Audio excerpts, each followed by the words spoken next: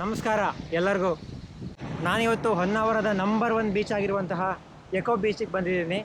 ಇದು ಕರ್ನಾಟಕದ number 1 eco beach ಮತ್ತು ಕರ್ನಾಟಕದಿಂದ ಬ್ಲೂ ಟ್ಯಾಗ್ ಸರ್ಟಿಫೈ ಪಡೆದಂತಹ ಮೊದಲ ಬೀಚ್ ಈ ಒಂದು ಎಕೋ ಬೀಚ್.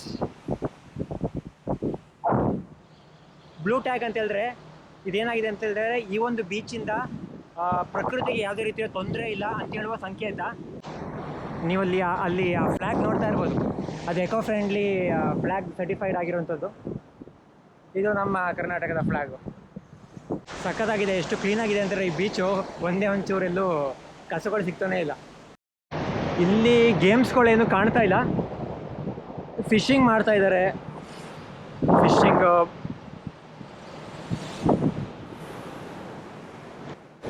ಈ ಬೀಚ್ನ ಡೆವಲಪ್ಮೆಂಟ್ ಮಾಡ್ತಾ ಇರೋದು ಕರ್ನಾಟಕ ಫಾರೆಸ್ಟ್ ಡಿಪಾರ್ಟ್ಮೆಂಟ್, ಅದ್ರ ಜೊತೆಗೆ ಕಾಸರಗೋಡು ಟೂರಿಸಂ ಡಿಪಾರ್ಟ್ಮೆಂಟ್ ಎರಡು ಸೇರಿ ಈ ಒಂದು ಎಕೋ ಬೀಚ್ನ ಮುನ್ನಡೆಸ್ಕೊಂಡು ಹೋಗ್ತಾ ಇದ್ದಾರೆ. ಇದರಲ್ಲಿ ಫಾರೆಸ್ಟ್ ಡಿಪಾರ್ಟ್ಮೆಂಟ್ ಅಂತಂದರೆ ಈ ಒಂದು ಎಕೋ ಬೀಚು ಕೆಲವೊಂದು ಫಾರೆಸ್ಟ್ನ ಆಕ್ಯುಪೈಡ್ ಮಾಡ್ಕೊಂಡಿದೆ. ನಮ್ಮ ಕರ್ನಾಟಕದ ಫಾರೆಸ್ಟ್ ಡಿಪಾರ್ಟ್ಮೆಂಟ್ ಅವರು ಈ ಒಂದು ಫಾರೆಸ್ಟ್ನ ನೋಡ್ಕೊಳ್ತಾರೆ, ಅದನ್ನು ಡೆವಲಪ್ಮೆಂಟ್ ಮಾಡ್ತಾರೆ. ಕಾಸರಗೋಡಿನ ವಿಲೇಜು ಈ ಒಂದು ಟೂರಿಸಂ ಡೆವಲಪ್ಮೆಂಟ್ನ ಅವ್ರು ನೋಡ್ಕೊಳ್ತಾ ಇದ್ದಾರೆ.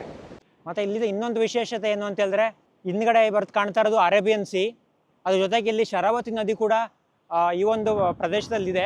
ಅದು ಇನ್ನೊಂದು 20 ಕಿಲೋಮೀಟರ್ ಹೋದರೆ ಶರಾವತಿ ನದಿಗಳು ಸಿಗುತ್ತೆ. ಆ ಶರಾವತಿ ನದಿ ಆ ಕಡೆ ಸೈಡು ಅರಬ್ಬಿ ಸಮುದ್ರ, ಮಧ್ಯದಲ್ಲಿ ಎಕೋ ಫ್ರೆಂಡ್ಲಿ ಅದ್ಭುತ. ಇಲ್ಲಿ ನಾವು ಎಕೋ ಫ್ರೆಂಡ್ಲಿ ಹೋಮ್ಗಳು ಡಿಸೈನ್ ಮಾಡಿದ್ದಾರೆ ಕೆಲವೊಂದು. ಅಂದರೆ solarised old light room, new light room ಅಂತ ಹೇಳ್ಬಿಟ್ಟು ಇದನ್ನ ಡಿಸೈನ್ ಮಾಡಿದ್ದಾರೆ. ಅದ್ರ ಜೊತೆಗೆ ಡ್ರೆಸ್ ಚೇಂಜ್ ರೂಮು, ಸ್ನಾನ ಮಾಡೋಕ್ಕೆ ರೂಮು, ಪ್ರತಿಯೊಂದು ಕೂಡ ಎಲ್ಲ ಮರದಿಂದನೇ ಡಿಸೈನ್ ಮಾಡಿರೋದು. ಇಲ್ಲಿ ಅದರೊಳಗಡೆ ಒಂದು ಪಾರ್ಕ್ ಇದೆ. ಪಾರ್ಕ್ ಒಳಗಡೆ ಸದ್ಯಕ್ಕೆ ನಾನು ವಿಸಿಟ್ ಮಾಡಿಬಿಟ್ಟು ಅದರೊಳಗಡೆ ಯಾವ್ಯಾವ ರೀತಿ ಡೆವಲಪ್ಮೆಂಟ್ ಮಾಡಿದ್ದಾರೆ ಅಂತ ಹೇಳೋದನ್ನ ನಿಮ್ಮ ಮುಂದೆ ನಾನು ತೋರಿಸ್ತೀನಿ ಇವಾಗ.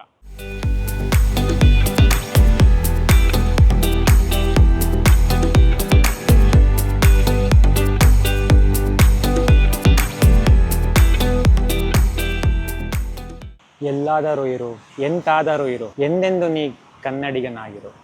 ಜೈ ಕನ್ನಡಾಂಬೆ.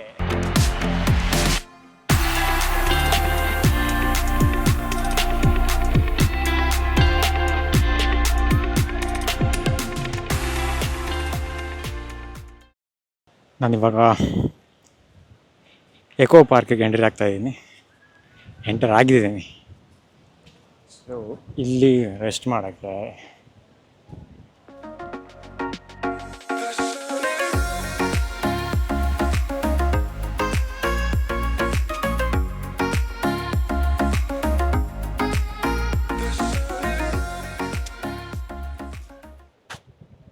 ಇವೆಲ್ಲ ಏನು ಅಂತೇಳಿದ್ರೆ ಜಲಚರ ಪ್ರಾಣಿಗಳನ್ನ ಕೊಲ್ಲಬೇಡಿ ಅನ್ನೋ ಒಂದು ಅವೇರ್ನೆಸ್ ಕೊಡೋಕ್ಕೋಸ್ಕರ ಇವನ್ನೆಲ್ಲ ಇಟ್ಕೊಂಡಿದ್ದಾರೆ. ಅವೇರ್ನೆಸ್ ತುಂಬ ಸಲ ಅವೇರ್ನೆಸ್ ಆಗೇ ಉಳ್ಕೊಳ್ಳುತ್ತೆ. ಮಕ್ಕಳನ್ನ ಕರ್ಕೊಬಂದರೆ ಈ ಪಾರ್ಕಿಗೆ ಆಟಾಡೋಕ್ಕೆ ಗೇಮಿಂಗ್ಸ್ಗಳು ಎಲ್ಲ ಪಾರ್ಕ್ ಸುತ್ತ. ಅಲ್ಲಿ ಸುಮಾರು ಜನ ಅಲ್ಲಿ ಊಟ ಮಾಡ್ತಿದ್ದಾರೆ. ನಾವು ಒಂದು ಸ್ವಲ್ಪ ಹೊತ್ತು ಕೂತ್ಕೊಂಡು ರೆಸ್ಟ್ ಮಾಡೋಣ.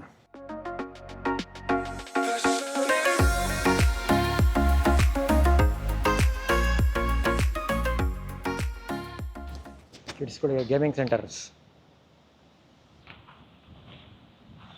ಇಲ್ಲಿದೆ. ಆ ಕಡೆ ಫಿಶಿಂಗ್ ಕೊಟ್ಟಿದ್ದಾರೆ.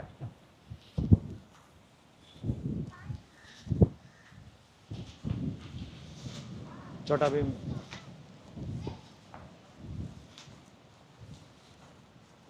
ಕೊಟ್ಟಿದ್ದಾರೆ. ಈ ಒಂದು ಎಕೋ ಪಾರ್ಕ್ನ ತುಂಬಾ ಚೆನ್ನಾಗಿ ಡೆವಲಪ್ ಮಾಡಿದ್ದಾರೆ. ನನಗೆ ಖುಷಿ ಆಯಿತು. ಆಮೇಲೆ ನಾನು ಮುಂದ್ಗಡೆ ಒಂದೇನೋ ಒಂದು ಕೊಟ್ಟಿದ್ದಾರೆ. ಮೇ ಬಿ ಯಾವ ಥರ ಬಾವಿ ತೆಗಿದೆ ಅಂತ ಇರಬೇಕು, ಇಲ್ಲ ಯಾವ ಥರ ಬಾವಿ ಕಟ್ಟೋದಂತ ಇರಬೇಕು. ನೋಡೋಣ. ಇದು ನಮ್ಮ ಮುಂದೆ ನೀವು ನೋಡ್ತಾ ಇದ್ದೀರಲ್ಲ,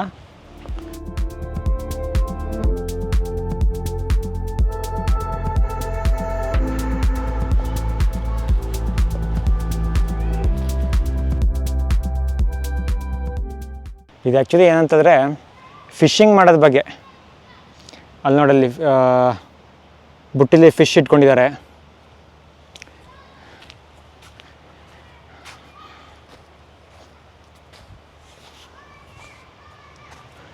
ಇಲ್ಲಿ ಫಿಶಿಂಗ್ ಇದೆ, ಫಿಶ್ ಹಿಡಿತಾ ಇದ್ದಾರೆ. ಯಂಗ್ ಬಾಯ್ ಏನೋ ಕೆಲಸ ಮಾಡ್ತಾ ಇದ್ದಾನೆ.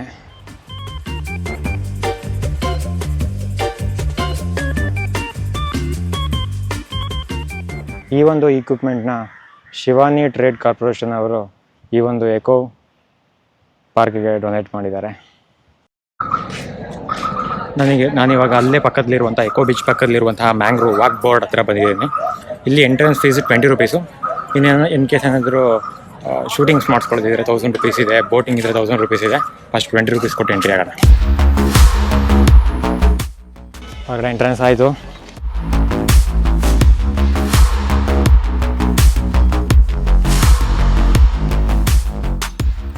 ಇದ್ರ ಕೆಳಗಡೆ ನೀವೆಲ್ಲ ನೋಡ್ತಿದ್ರಲ್ಲ, ಸ್ವಲ್ಪ ರೈನಿ ಟೈಮ್ ಅಂತ ಬಂದಾಗ ಇಲ್ಲೆಲ್ಲ ನೀರಿರುತ್ತೆ.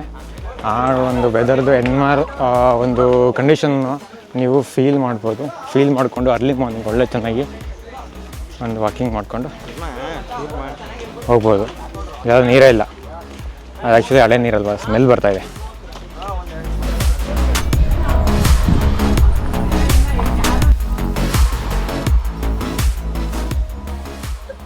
ಒಂದು ಕಡೆ ಮ್ಯಾಂಗ್ರೋವ್ ಫಾರೆಸ್ಟು, ಇನ್ನೊಂದು ಕಡೆ ಶರಾವತಿ ನದಿ, ಇನ್ನೊಂದು ಕಡೆ ಬೀಚ್. ಇವುಗಳ ಮಧ್ಯ wooden back board walk. So ಇದಿಷ್ಟೇ. ಅಥವಾ 1 ಕಿಲೋಮೀಟ್ರ್ 1.5 ಕಿಲೋಮೀಟ್ರ್ ಆಗುತ್ತೆ ನಡ್ಕೊಂಡೋಗಿ. ಹಿಂಗೆ ವಾಪಸ್ ನಡ್ಕೊಬಾರ್ದು ಅಷ್ಟೇ. ಅದೇ ವಾಟರ್ ಇದ್ದರೆ ಚೆನ್ನಾಗಿರುತ್ತೆ ನೋಡಲಿಕ್ಕೆ. ಇದು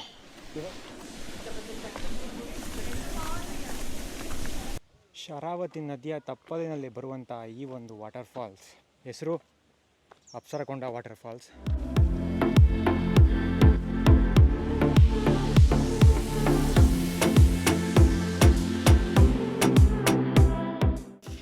ಇವಾಗ ಇಲ್ಲಿ ಸ್ವಲ್ಪ ನೀರು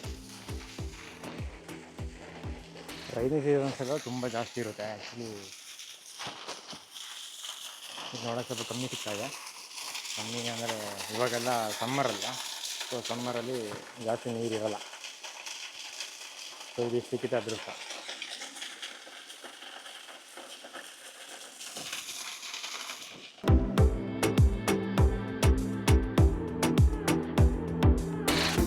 ಈಗ ಮೇಲೆ ನಡ್ಕೊಂಡು ಹೋಗ್ತಾಯಿದ್ರೆ ಇಲ್ಲಿ ಒಂದು ಪಾರ್ಕ್ ಇದೆ, ಅಪ್ಸರಕೊಂಡ ವಾಟರ್ ಫಾಲ್ಸ್. ಸ್ವಲ್ಪ ಮೇಲ್ಗಡೆ ಹೋದರೆ ಅಪ್ಸರಕೊಂಡ ಉದ್ಯಾನವನ. ಪ್ಲಾಸ್ಟಿಕ್ ಬಳಸಿದ್ದಾರೆ, ದಂಡ.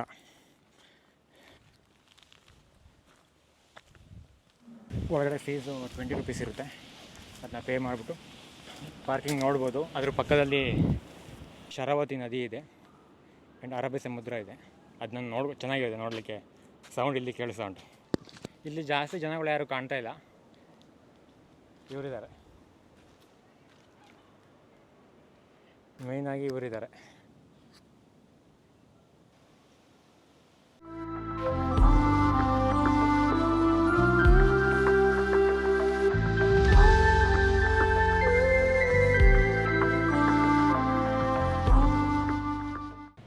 ನಿಮಗೆ ನಾನು ಹಿಂದ್ಗಡೆ ಕಾಣಿಸ್ತಾ ಇರೋದು ಅದೆಲ್ಲ ಬೀಚ್ ಫುಲ್ಲು.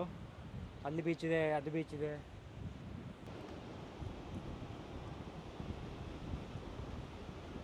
ಇದ್ರದ್ದು ಹೆಸರು ಏನು ಅಂತ ಇಲ್ಲಿ ಬರ್ದಿಲ್ಲ ನನಗೆ.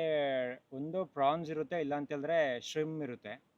ಶ್ರಿಮ್ದೆಲ್ಲ ಶ್ರಿಮ್ ಆರ್ ಫ್ರಾನ್ಸು ಕೈ ಅದರದ್ದು ಕಾಲುಗಳೆಲ್ಲ ಮುರಿದೋಗಿದೆ.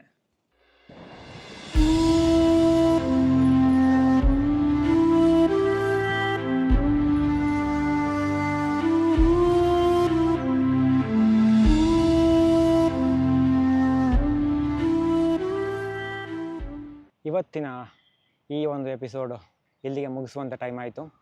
ಈ ಒಂದು ಎಪಿಸೋಡು ನಿಮ್ಗೆ ಇಷ್ಟ ಆಗಿದ್ದರೆ ಲೈಕ್ ಮಾಡಿ ಆ್ಯಂಡ್ ಶೇರ್ ಮಾಡಿ, ಇಲ್ಲಾಂದರೆ ಡಿಸ್ಲೈಕ್ ಮಾಡಿ ಖಂಡಿತ ಅಂತ ಹೇಳ್ತಾ ಮುಂದಿನ ಎಪಿಸೋಡಲ್ಲಿ ಮತ್ತೆ ಭೇಟಿ ಮಾಡೋಣ. ಅಲ್ಲಿವರೆಗೂ ಟಾಟಾ, ಬಾಯ್ ಬಾಯ್.